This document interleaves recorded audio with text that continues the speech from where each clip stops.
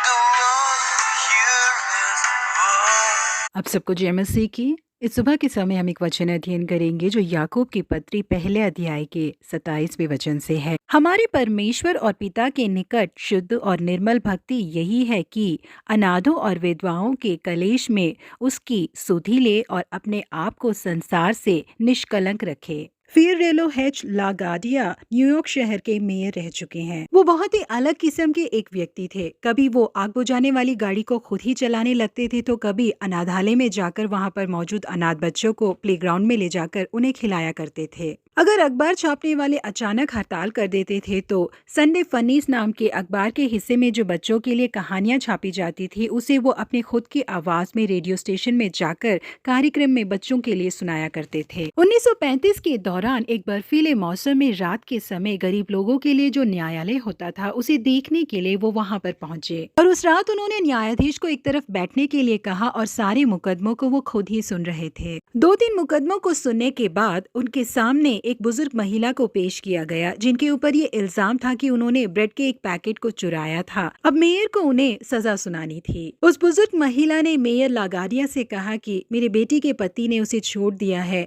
मेरी बेटी काफी बीमार है और उसके बच्चे भूखे हैं, इसीलिए मुझे इस ब्रेड को चुराना पड़ा करके कहा। परंतु वो दुकानदार ये कहते हुए जिद पर अड़ा था कि मेरी दुकान के चारों ओर ऐसे ही बुरे लोग भरे पड़े हैं, यदि इस बुजुर्ग महिला को आज दंड नहीं दिया गया तो वो लोग भी इसी तरीके की गलती को दोबारा करेंगे, इसीलिए आप इस बुजुर्ग महिला को दंड दीजिए। मेयर ने उस बुजुर्ग महिला से कहा कि कानून की नजर में आपने जो किया है वो गलत है, इसीलिए आप दंड के पात्र है। जुर्माने के तौर पर आप $10 देना चाहेंगी या तो फिर 10 दिन हवालात में बिताएंगी। इन बातों को कहते हुए ही मेयर ने अपने जेब में हाथ डाला और $10 को निकाला और कहा कि उनके जुर्माने के $10 यहाँ मौजूद है, परंतु यहाँ पर मौजूद हर एक के ऊपर मैं जुर्माना लगाना चाहता हूँ, क्योंकि इतनी एक बुजुर्ग महिला को अपने पोते पोतियों की भूख मिटाने के लिए ब्रेड चुराने के परिस्थिति में धकेलने वाले हालातों को पैदा करने वाले आप ही लोग हैं। आप में से किसी ने भी उनकी मदद नहीं की। न्यायालय में मौजूद हर एक व्यक्ति 50 सेंट पैसे देगा और उस पैसों को वो दुकानदार ही इकट्ठा करेगा और उन्हें इकट्ठा करके उस बुजुर्ग महिला के हाथों में देगा। जैसे ही उन्होंने ये फैसला सुनाया उसे सुनते ही दुकानदार का चेहरा शर्मसार हो गया। अगले दिन न्यूयॉर्क टाइम्स के अखबार में ये बात छपी हुई थी कि जो पैसे उस बुजुर्ग महिला को इकट्ठे करके दिए गए थे वो $47.50 थे।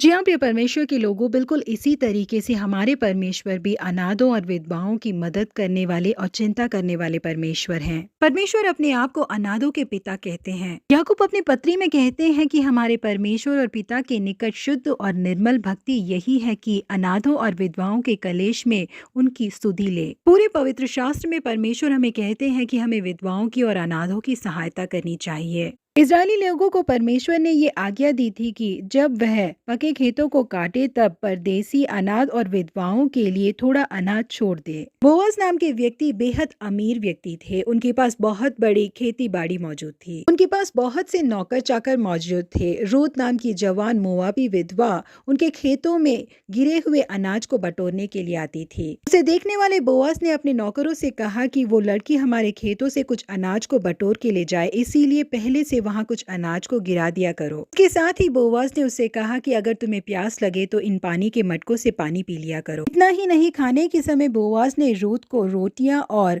बुने हुए बेले दी खाने के लिए। रूत ने उसे खाया और कुछ बचा भी लिया अपनी सास के लिए। अपने परमेश्वर के लोगों, ऐसे भले कार्यों को हम भी करे करके हमारे परमपिता हमसे चाहते हैं। यदि हम ऐसा करते हैं तो परमेश्वर हमें दबा दबा कर हिला हिला कर सही नाप से देंगे। इसीलिए हम दान पुण्य के कार्यों को कभी न भूले। प्रभु आप सबको आशीषित करे। Have a blessed week ahead.